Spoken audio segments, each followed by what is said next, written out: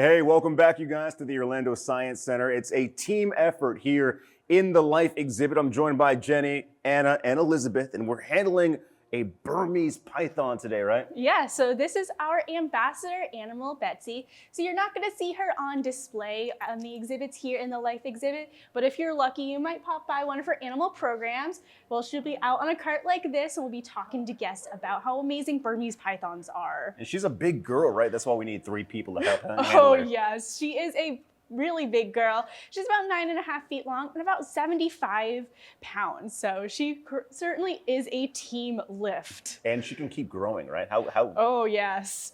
Burmese pythons can get to a max of about 19 feet. So theoretically, she could double in length. Doesn't mean she necessarily will, though, but she still has a lot of growing to do. Okay.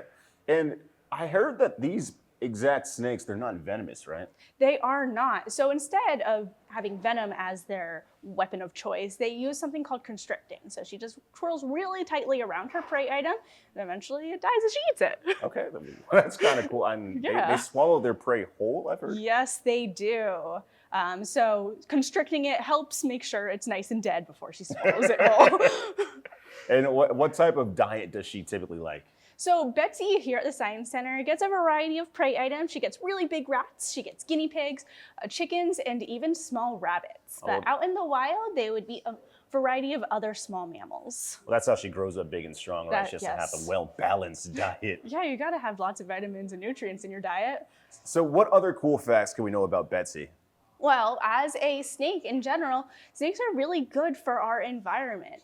Most of our Florida snakes are relatively smaller than Betsy, and they are great friends to have in our backyard. They control pest populations, and overall that helps slow the spread of disease as well. So they're great animals to have around. Betsy, however, is an invasive species here in Florida. So they came out into the Everglades. They exploded in population because it's a nice swampy environment. Ooh, she's a little wiggle worm this morning. Betsy's trying to explore today, yeah. Yes. So they are an invasive species, so we actually have a really special permit here at the Science Center so that we can keep her and bring her out to people to learn. Excellent. And obviously she's a major predator, right? But yes. What does she do for defense against other animals? So she has this really cool defense mechanism called musking.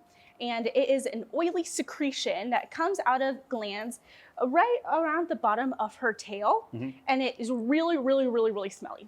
Oh. The smelliest substance you've ever smelled in your life. She wants to make herself as unappetizing a meal as possible. Because although she's really big right now, she was once very small. So they got to protect themselves while they're little so they can get big and strong like this. Excellent. Well, that is a cool chemistry fact. Yes. Musking, I've never heard about that until today, but so many other chemistry facts you guys can learn here at the Orlando Science Center all throughout the month of October. And I hope to see you guys all here.